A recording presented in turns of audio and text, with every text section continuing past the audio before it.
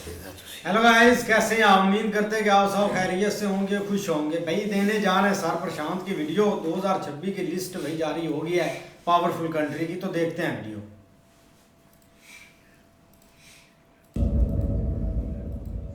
नमस्कार, welcome to career 247 में प्रशांत Dhawan. Now हाल ही में ग्लोबल फायर पावर इंडेक्स ने अपनी लेटेस्ट रैंकिंग रिलीज करी है, जहां पे इन्होंने बताया है कि दुनिया के सबसे ताकतवर देश कौन से हैं। इस बार की लिस्ट बहुत ही इंटरेस्टिंग है, जहां पर इजराइल लगातार अपनी रैंकिंग इंप्रूव कर रहा है।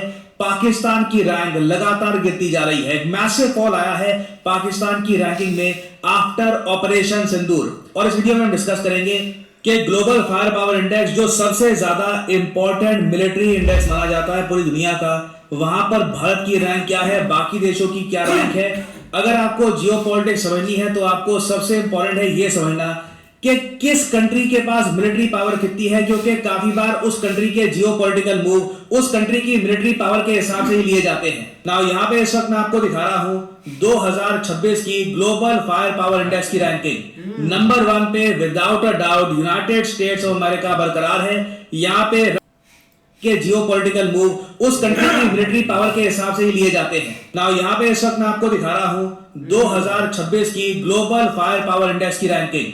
नंबर 1 पे without a doubt United states of America बरकरार है। यहाँ पे रैंक 1 में कोई बदलाव नहीं आने वाला। रैंक 2 पे इंटरेस्टिंगली आप अगर देखें तो आज भी रशिया है। कोई भी मिलिट्री इंडेक्स अभी भी चाइना को रशिया के ऊपर प्लेस नहीं कर रहा। और हाल ही में जिस तरीके से शी जिनपिंग ने अपनी मिलिट्री के बहुत सारे जनरल्स को हटा दिया है, रिमूव कर दिया है, उससे यह भी दिखता है कि चाइना की मिलिट्री में स्ट्रक्चरल इश्यूज हैं, अंदर मिस्ट्रस्ट बहुत ज्यादा है, जनरल्स एक दूसरे पर भरोसा करते नहीं है। तो लगता नहीं है कि चाइना बहुत ही जल्द रशिया को रिप्लेस करने वाला है। और भारत की अगर मैं बात करूं तो इंडिया के केस में सिंपली एक बहुत ही बड़ा इशू आ जाता है डिफेंस स्पेंडिंग का। भारत की डिफेंस स्पेंडिंग मैं लंबे समय से कहता आया था, अभी भी बोलूंगा, बहुत कम है। हमारे डीआरडीओ के चीफ ने भी रिसेंटली एक बहुत ज्यादा दुखद स्टेटमेंट दी थी। इन्होंने कहा था कि एज ए नेशन भारत को अपना डिफेंस रिसर्च एंड डेवलपमेंट का जो खर्चा है ये बढ़ाना होगा। अगर आप यूएसए को देखो, यहाँ पे आप देख पाओगे in contrast US and China allocate 10 to 15% of their defence budget to R and D. पहली बात तो चाइना और यूएसए का डिफेंस बजट हमसे कई गुना जरा बड़ा। फिर ये दोनों देश 10 से 15% अपने डिफेंस बजट का खर्चते हैं रिसर्च एंड डेवलपमेंट पर। भारत का एक तो डिफेंस बजट छोटा, उस कम डिफेंस बजट में भी सिर्फ 5% हम खर्चते हैं रिसर्च एंड डेवलपमेंट पर। तो कहां से हम टॉप 3 में जगह बनाएंगे आने वाले 10 सालों में? बड़े बदलाव चाहिए, डिफेंस एक्सपेंडिचर हमको बढ़ाना होगा, साथ ही साथ रिसर्च एंड डेवलपमेंट पे जरा पैसा खर्चना होगा, तभी भारत को आप टॉप 3 में अपने लाइफ टाइम में देख पाओगे। तो जो टॉप 4 रैंकिंग है ना, इसमें पिछले कई सालों से कोई बदलाव नहीं हुआ, यही सीक्वेंस बना हुआ है। मगर इसके नीचे आप अगर देखोगे तो असली वॉर चल रही है बेटर रैंकिंग की। फॉर एग्जाम्पल पाकिस्तान का केस आप अगर देखो, साल 2023 में पाकिस्तान की रैंक यहां पर 7 हो चुकी थी। जी हां, पाकिस्तान ने 2023 तक मिलिट्री पावर में काफी इंप्रूवमेंट कर ली थी। इसके पीछे मेन रीजन ये था कि चाइना से बहुत सारा डिफेंस इक्विपमेंट पाकिस्तान को लगातार मिल रहा था, और उस डिफेंस इक्विपमेंट के बेसिस पर पाकिस्तान की रैंकिंग इंप्रूव हो गई। उसके बाद हमने देखा है कि ऑपरेशन सिंदूर के बाद लिटरली पाकिस्तान अब रैंक 14 पर पहुंच चुका है। वैसे इन लोगों की जो रैंकिंग है ये साल 2024 के बाद ही गिरनी शुरू हो गई थी। उसके बाद से तो हमने देखा है अब पाकिस्तान बिल्कुल इजराइल के पास आके खड़ा हो चुका है। और मैं क्लियरली देख पा रहा हूं जिस तरीके से इजराइल की रैंक इंप्रूव कर रही है। देखिए, साल 2021 में इजराइल की रैंक थी 20, उसके बाद साल 2022 में इनकी रैंक हुई 18, साल 2023 में भी 18, फिर उसके बाद 17th रैंक, अब 15th रैंक पर इजराइल आ चुका है। पाकिस्तान 14th रैंक पे है। जिस तरीके से पाकिस्तानी मिलिट्री को अब डिप्लॉय किया जाएगा गाजा में इजराइल की रक्षा करने के लिए, मैं सरप्राइज नहीं होऊंगा इन द फ्यूचर इजराइल आराम से पाकिस्तान को ओवरटेक कर ले। इसके लिए एक मेरे हिसाब से बड़ा चेंज ये देखना होगा कि अगर इजराइल ईरान की एक फाइनल वॉर हो जाती है, जिसमें इजराइल बुरी तरीके से ईरान की नेवी को, ईरान की एयरफोर्स को, एयरफोर्स तो खैर ईरान की इतनी कोई है नहीं, बट इनकी आर्मी को हरा देता है, उस केस में बिल्कुल आपको दिखेगा इजराइल एक बड़ी जंप मारेगा इन द फ्यूचर। मैं 5 में भी देख रहा हूं, आप पुरानी कोई भी रैंक उठा लीजिए, ईरान मिलिटरीली हमेशा इजराइल से आगे रहा है, मगर साल 2025 से आप देखोगे ईरान को अब नीचे कर दिया गया है, इजराइल अब ऊपर है। इससे पहले आप देखोगे साल 2024 में ईरान की रैंक थी 14, इजराइल की रैंक थी 17। अब आप अगर देखो तो ईरान की रैंक है 16, ईरान के ऊपर इजराइल और उसके ऊपर पाकिस्तान। और इंटरेस्टिंगली एक बात नोट करिएगा, भारत के नेबर में एक नया मिलिट्री जायंट उभर रहा है, एक ऐसा जायंट जिसने हाल ही में राफेल फाइटर जेट्स परचेज किए हैं, एक ऐसा मिलिट्री जायंट जो एक काफी पीसफुल कंट्री है। बट भारत को ध्यान रखना होगा कि ये देश लगातार स्ट्रांग हो रहा है और ये कंट्री है इंडोनेशिया। इंडोनेशिया मिलिट्री पावर के मामले में अब पाकिस्तान से भी आगे निकल चुका है और इंडोनेशिया की आबादी में आपको बता दूं 30 करोड़ के आसपास है। दुनिया में लार्जेस्ट मुस्लिम पॉपुलेशन आपको मिलेगी इंडोनेशिया में। ये लोग ऑस्ट्रेलिया समेत कई कंट्रीज के साथ लगातार सिक्योरिटी ट्रीटी साइन कर रहे हैं, अपने डिफेंस रिलेशंस इंप्रूव कर रहे हैं। और इवन भारत से भी आप अगर देखो तो इंडोनेशिया बात कर रहा है एक ब्रह्मोस मिसाइल डील के लिए, $450 मिलियन की डील होगी। लग रहा है कि मोस्ट प्रोबेबली 2026 में ये डील साइन हो जाएगी। तो एक बहुत ही डायनामिक तरीके से इंडोनेशिया अपनी मिलिट्री को बिल्ड कर रहा है। French Rafale fighter jets, BrahMos missile, even ये भी बात चल रही है कि शायद पाकिस्तान से ये JF-17 थंडर परचेज कर सकते हैं। चाइना ऑब्वियसली ये डील कंक्लूड करेगा, पाकिस्तान में JF-17 थंडर मैन्युफैक्चर किए जाएंगे।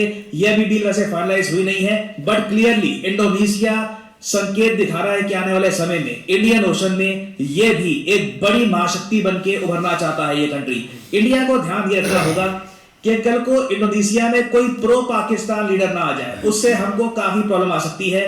क्योंकि जैसे ग्लोबल फायर पावर में आप देख पा रहे हैं आज के समय ये देश बिल्कुल रेडी है जर्मनी, ब्राजील, इटली को बीट करके टॉप 10 में अपनी जगह बनाने के लिए। और इस बार की जो रैंकिंग है ग्लोबल फायर पावर की, इसमें एक और बहुत ही विचित्र दृश्य ये देखने को मिला कि सऊदी अरेबिया की रैंक लगातार गिरती जा रही है।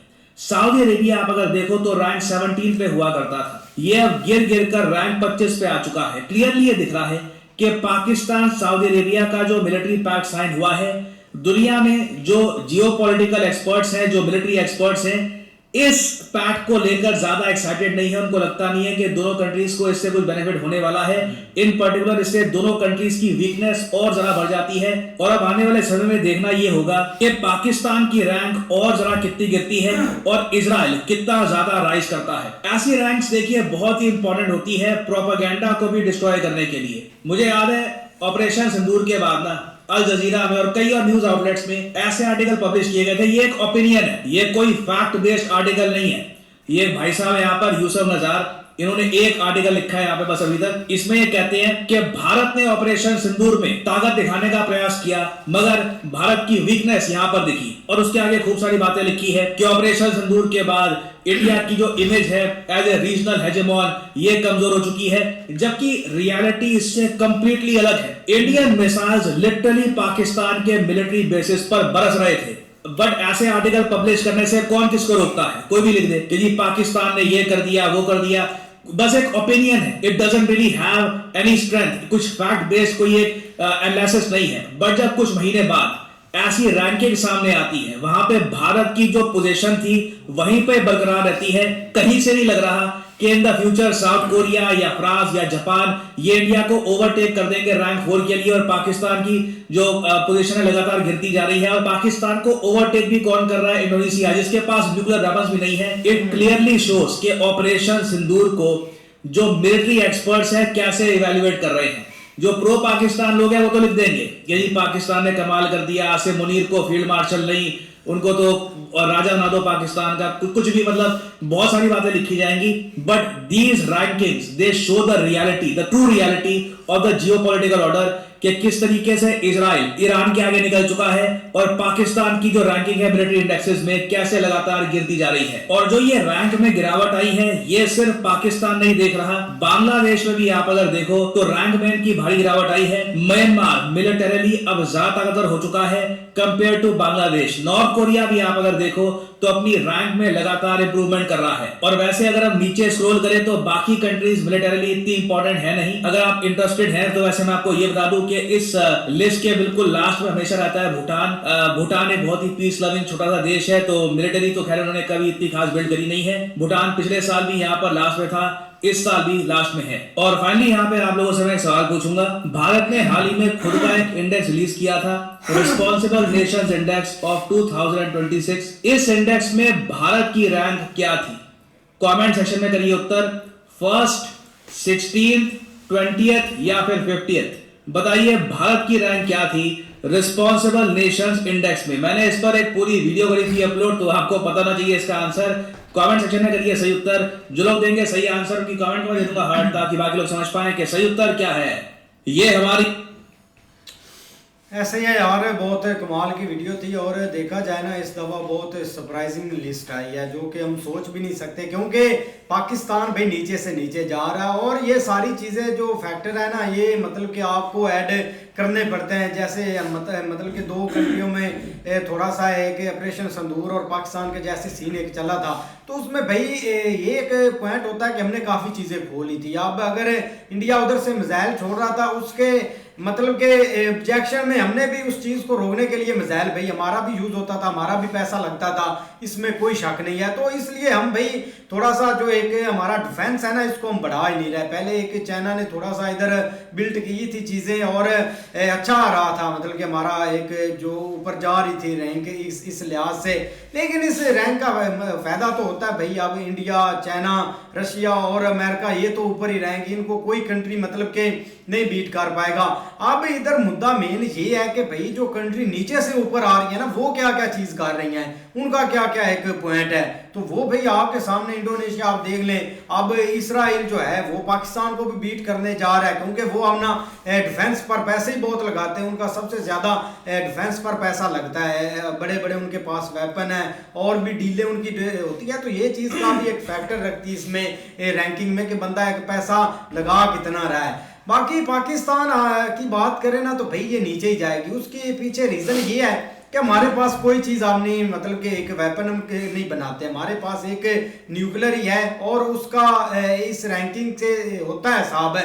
लेकिन जो आप छोटी छोटी मतलब कि चीज़ें ऐड करते हैं ना, जिसमें आपका डिफेंस बजट जो है थोड़ा सा आप हैवी करते हैं, या आपके पास वेपन बहुत स्ट्रॉन्ग है, या आप एडवांस वेपन आपकी कंट्री में, तो वो इस चीज़ को भाई जिसने रैंकिंग बनानी है वो इस चीज़ को ज़रूर ऐड करता है और सारा कुछ कर लेता है। और दूसरी तरफ भाई हम इतनी स्ट्रॉन्ग कंट्री नहीं है, हमारा एक तो हम पैसा मांग कर लेते हैं कंट्री चलाने के लिए।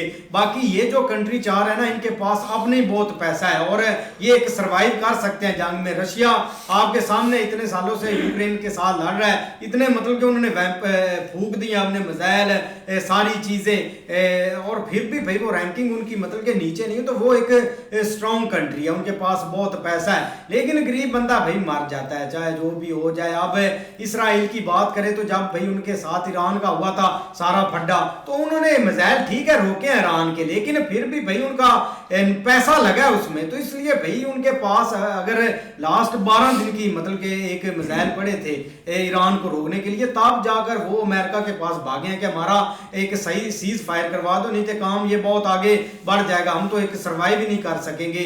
तो ये उनका एक मुद्दा है, लेकिन अभी वो अपना भाई डिफेंस बजट बहुत ज्यादा बढ़ा रहे हैं।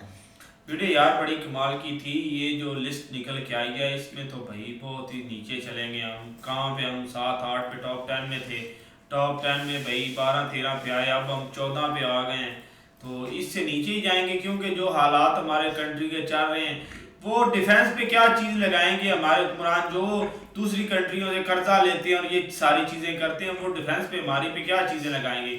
अगर डिफेंस हमारे पे पैसे लगे होते या हमारे पास कुछ अच्छा डिफेंस होता तो मिशन संदूर में हम कुछ भाई अचीव कर लेते। बाकी रही बात इंडोनेशिया की, वो बहुत आगे जा रहा है। जैसे भाई ने बताया कि वो जो चीज़ें कर रहा है ना, वो बरमोस भी लेने लगा है इंडिया से। बाकी वो ऑस्ट्रेलिया हो गया, बड़ी बड़ी कंट्रियों से डीलें साइन कर रहा है। फाइटर जेट उन्होंने भाई लिए हैं फ्रांस से, हाँ रफेल ले लिए भाई। और ऐसे ही होता है, अगर आप अपनी आर्मी डिफेंस पे या ऐसी चीज़ों पे नहीं ना पैसा लगाएंगे तो आपका हाल भी यही होगा, आपके साथ होगा। मतलब ना जो साथ वाली कंट्री वो आपको यही समझेगी कोई नहीं साइड पे बैठा है, जब दिल चाहे चपेट मार के यहाँ से गुजर जाएंगे। ऐसे ही होता है अगर आपके पास डिफेंस नहीं होगी। वो ज़ाहिर बात है भाई। ऐसे होता है यार। हाँ। मतलब कि एक हमारा जो है इन्होंने झूठ हमें मतलब कि बेचा हुआ है ना, वो चीज का भांडे फूट रहे हैं। ज़ाहिर बात है, हमें कमजोर पता बंदा ही हो नहीं लग रहा भाई, कमजोर बंदा हो, तगड़ा बंदा गुजरता जाए, वो चपेट भी लगा दे, कमजोर बंदा हाथ नहीं उठाएगा भैया। भाई। इस दफा उन्होंने ऐसे किया है। अब जो हमारा मतलब कि DGSPR है, रात को 2 बजे भाई उसने जो प्रेस कॉन्फ्रेंस की थी, तो वो मुंह पर भाई उन्होंने चपेड़े ही मारी थी, क्योंकि हम कमजोर थे। उनके किसी ने बंदे ने मतलब कि आकर किया है एक प्रेस कॉन्फ्रेंस के, यार ये पाकिस्तान के मिसाइल हमें हिट कर रहे हैं, वो एंट्री कर रहे हैं, ये कर रहे हैं। इधर भाई उसने दो मतलब के प्रेस कॉन्फ्रेंस किया कि वो इंटर हो गए, वो ये हो गए, वो ये हो गए। भाई अब हमें जहाज दे दो, फिर हम ही उड़ जाएं। आपको किस लिए रखा है? कि डिफेंस लोगों की करने के लिए रखा है, ये खाने पीने के लिए।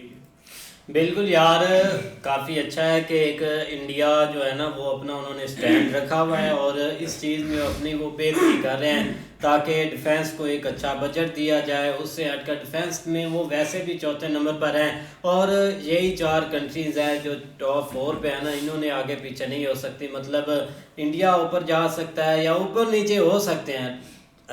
दूसरा USA ने तो रहना ही नंबर 1 पे है, लेकिन बाकी जो कंट्रीज़ है ना वो ऊपर नीचे हो सकते हैं। लेकिन दूसरे नंबर पर आ जाए पाकिस्तान को ये लिस्ट नहीं दिखानी थी। इन्होंने यही बोलना है कि भाई देखें किस लिस्ट में साफ लिखा है कि अपना बजट बढ़ाएं, अपनी और चीज़ें बढ़ाएं, तो फिर ही आपकी जो है ना जो लिस्ट है ना वो इम्प्रूव हो सकती है। क्योंकि अब पहले ही हम देख ले कि हर चीज़ के हमें तो कोई नहीं मिलता, हर चीज़ उधर ही जा रही है। अगर ये लिस्ट दिखाकर और अगर ये अपना बजट वगैरह बढ़ा लेते हैं ना, तो भाई फिर बाकी रह जाएगा हम पिसने के लिए। यही हमें एक इन्होंने एक रखा हुआ है, मतलब कि और चीज़ें दो, और पैसा दो, एक बड़ी बड़ी डीलें करेंगे, ये वो एक ख्वाब दिखाकर हमें कोई चीज़ आज तक मिली नहीं।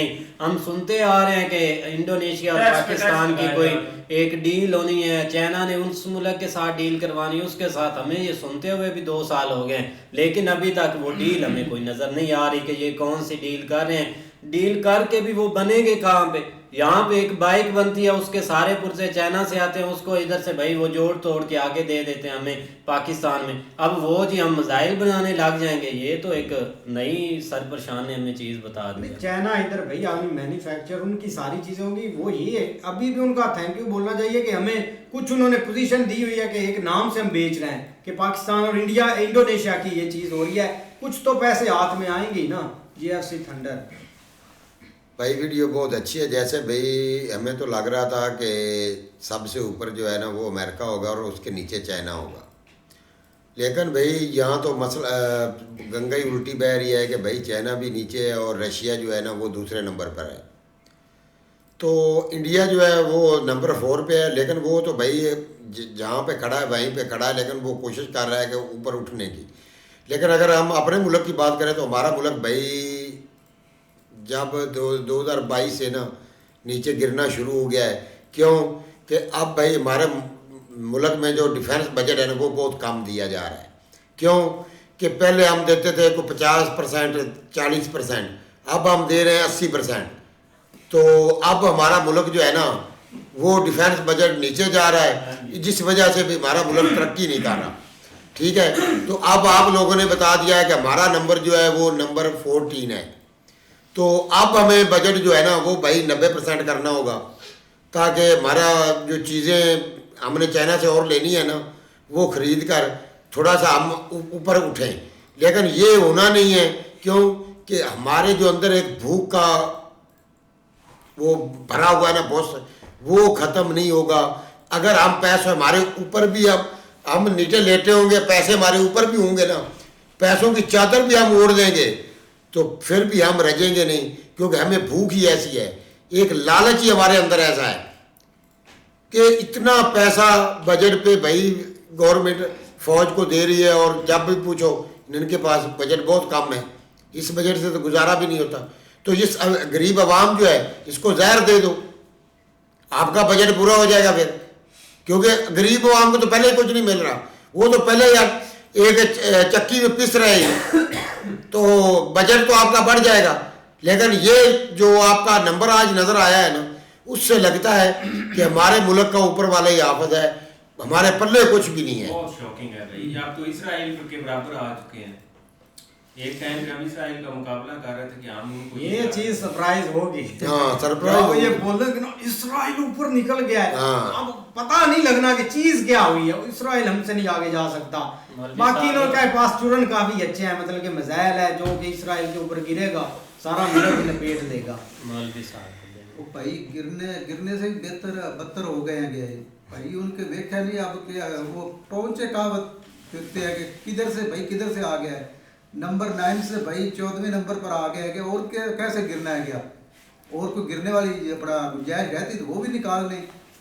बजट जब बोलता है तो सबसे ज़्यादा जो है 80% बजट जो है, बजट हमारा जो है वो किधर जा रहा है जी, हमारी फौज खा रही है कि जी, हमारा डिफेंस सिस्टम जो है ना वो खा रहा है क्या जी। इन्होंने खा हमारी डिफेंस करनी है या डिफेंस के लिए इन्हें कोई चीज़ बनानी है। इनके जो इतने पेट है गए, उनको जो बेल्ट है वो भी छोटे पड़ गए हैं, लेकिन पेट फिर भी नहीं इनके भरते हैंगे। परेशान यार होना ही नहीं, होता बाकी है। आप देखो ना, एक जो पिछला साल गुजरा है ना, इसमें हमने बहुत बड़ी अचीवमेंट की थी, जो कि मतलब ठीक है एक ऊपर से जैसे भी है, लेकिन हमारी आवाम को यही है कि हम इंडिया से जंग जीत चुके थे, हमने ये रफाइल गिरा दिए थे, ये कर दिया वो कर दिया, वो तो हर बार हम जश्न जीतते मना- हैं। जश्न मना के लिए गए, यहाँ तक कि एक जो है ना वो ओहदों की तरक्की हो चुकी, जो कि एक फील्ड मार्शल जिसको कोई बंदा हाथ में नहीं लगा सकता, उसकी बेस यही थी कि हम जो है ना वो जंग जीत चुके हैं। तो ये अचानक इस तरह की न्यूज आना, और दूसरा भाई हमने एक सऊदीया का डिफेंस जो है ना वो भी संभाल लिया, वहाँ के पूरे कंट्री की सिक्योरिटी हमने संभाल ली। हम तो मरे ही मरे, हम उनको भी मरवाएंगे। उनकी भी जान खतरे में डाल दी है। और यहाँ तक कि ये पिछले दिनों जो है ना वो बड़ी बड़ी डीलों की खबरें चल गई कि वो फलां कंट्री हमसे जो है ना वो J-10C ले रहा है, कोई मतलब डिफरेंट तरह के हथियारे जो है ना वो हमसे परचेज कर रहा है, क्योंकि हम बहुत ज्यादा मजबूत हो चुके हैं। लेकिन ये जो लिस्ट आई है इसने तो भाई घेर दिया है। अब मसला ये है कि यकीन करो आप, ये 1-2 दिन तो हो चुके हैं इस लिस्ट को आए, और हमारे इधर मीडिया के ऊपर इस चीज का जिक्र नहीं है सिवाय बसंत के। अगर मीडिया दिखाएगा तो उसको काट देंगे मीडिया वाले को। सोशल मीडिया पे भी नहीं है। होता है ना कि कोई किसी का इस साइड के ऊपर ध्यान हो ना, वो बस बसंत दिखाई जा रहा है, भाई गुड्डे देखो वो हो रहा है वो हो रहा है, तो यहाँ- गुड्डे उड़ने हैं इधर, और क्या उड़ना है। भाई मेरे हम वो ना क्या उसका नाम है इसराइल जो के बुखारी है, उजमा बुखारी के क्या उसका नाम है? हाँ, वो बसंत मना ओए, रही है। आप कब्रा की डिजाइन देखो, आप उधर पतंग उड़ा रही हैं। ओ भाई है, मेरे बात तो जो करने अब वाली- मैं एक जो नैरेटिव बिल्ड करते हैं ना उसमें सबसे ज्यादा नंबर है इसराइल का, वो बिल्ड करता है क्योंकि उन्होंने सारी चीजें खरीद ली है प्रोपोगेंडा करने के लिए। पाकिस्तान भी उसका साथी है, हम चीज शाया हो नहीं देते। आप अभी ChatGPT निकाल लें और उनको बोलें कि हमें इसराइल के खिलाफ कोई चीज दो, वो भाई कभी भी नहीं देंगे। ChatGPT जिन्होंने खरीद लिया है वो अब ChatGPT उन्होंने मतलब के 1.1 बिलियन एक उस पर खर्चा है और सारा नैरेटिव किया कि अगर कोई आपसे पूछे बिना तो यही बोलना है कि इसराइल ने कुछ किए नहीं है, वो प्रोपोगेंडा है। और बाकी उन्होंने जो सबसे ज्यादा चीज पर पैसा लगाया ना वो प्रोपोगेंडे पर लगाया है, चाहे वो एक न्यूज़पेपर को हो चाहे जिधर भी हो, कि आपने बस यही दिन रात चूरन बेचना है कि हमने फलस्तीन में किए ही कुछ नहीं, ऐसा कुछ हुआ ही नहीं है, उधर कुछ भी नहीं हुआ। तो ये एक सिस्टम ना पाकिस्तान भी उनकी लाइन पर है, ये प्रोपोगेंडा फलाने में नंबर 1 है ये दोनों कंट्री। यार अगर कोई बंदा समझता है ना कि इसराइल ऊपर नहीं आएगा तो उसकी ये हमारी गलतफहमी है। उसकी वजह ये है कि अभी हमें अगला ऑर्डर जो मिलना है ना, एक पीस मुआहदे को हमने साइन कर दिए हैं, अगला ऑर्डर ये मिलना है कि भाई आप भेजो अपनी फौज उधर। तो जब हम इसराइल के अंदर अपनी फौज भेजेंगे तो पीछे रह क्या जाना है, तो उन्होंने ऊपर ही आना है।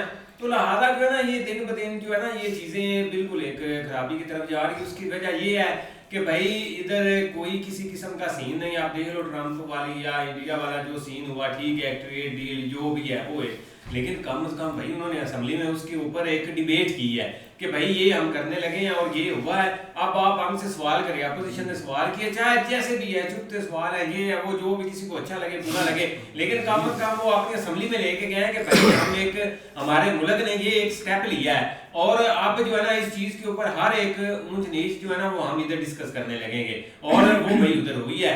लेकिन इधर भाई बड़े बड़े एक आप देख लो कि इन्होंने भाई फैसले कर दिए हैं, लेकिन कोई किसी को पता नहीं है, कोई रोकने वाला नहीं है। होता है ना कि कोई ठीक है एक इन्होंने भाई डमी हर चीज बना दी है, चाहे कोई प्राइम मिनिस्टर है वो डमी है, चाहे कोई वैसे है जो मतलब डिफेंस से रेलेवेंट इन्होंने वजीर बनाया वो सारे इन्होंने डमी बना लिए। उसके उनकी कोई औकात नहीं, वो बेचारे तो उनको नहीं खैर कहना चाहिए, वो अपनी भाई आप चस ले रहे हैं उनको, क्योंकि क्या क्या कि आप अपनी चस लो, आप इन चीजों को छोड़ो, वो खुद ही फैसले नहीं बेचारे नहीं कोई बेचारे भाई वो मतलब ज़ाहिर सी बात है, जो एक बुरे का साथी है वो बुरा ही है, और उसको आप अच्छा नहीं कह सकते। लेकिन ये भाई एक शॉकिंग न्यूज़ है, बिल्कुल इसने हैरान कर दिया कि ये भाई कहाँ पे क्या एक नंबर के एक टाइम था, हमारे लोग कहते थे कि हम दुनिया की नंबर 1 फौज हैं, ये नहीं पता था। हैं? दहशत थी भाई। हाँ अब किधर गई, खाक में मिल गई है। अभी भी दहशत ही है, हाँ। आप भी हमें डराते थे, आप भी हमें सिर्फ डराते थे। पाकिस्तानियों पे दहशत है बस। वो इधर गरीब आवाम पर सिर्फ दहशत है, आगे कुछ भी नहीं है। मौलवियों पे नहीं दहशत कर सकते। ऐसे ही है। लेकिन देखते हैं भाई नेक्स्ट वीडियो में, अगर आपको पसंद आया तो लाइक और सब्सक्राइब जरूर कर लीजिए चैनल।